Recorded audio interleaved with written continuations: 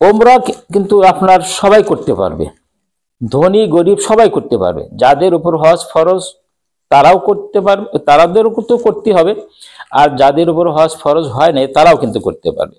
কিন্তু হজ ফরজ হওয়ার জন্য আবার আলাদা জিনিস। হজ ফরজ হওয়ার জন্য শর্ত হইল আপনার যে যারা আপনার মক্কা যাওয়া পর্যন্ত আর ফিরে আসা পর্যন্ত আর ওখানে থাকা যতদিন থাকবে, এই আসা যাওয়ার খরচ আর ওখানে থাকার খরচ, এবং যতদিন থাকবে ততদিন ফ্যামিলির খরচ, এই পরিমাণ যাদের কাছে টাকা পয়সা আছে তাদের উপরে কিন্তু হজ ফরজ। এখানে কিন্তু আপনার জাকাতের ফরজের সাথে কিন্তু তুলনা করা যাবে না। হজ ফরজ হওয়ার জন্য শর্ত হলো আপ ডাউন খরচ আর ওখানে থাকার খরচ, আর যতদিন সে ওখানে থাকবে ততদিন ফ্যামিলির খরচ, এই পরিমাণ যদি টাকা কারো কাছে থাকে তাহলে ওই ব্যক্তির উপর হজ ফরজ। কিন্তু ওমরার জন্য কিন্তু কোনো শর্ত নাই। ওমরার জন্য হলো আপনার যে কোনো ব্যক্তি যে কোনো মুহূর্তে যা ওমরা করতে পারবে। আল্লাহ পাক সবাইকে আমল করার তৌফিক দান করুন।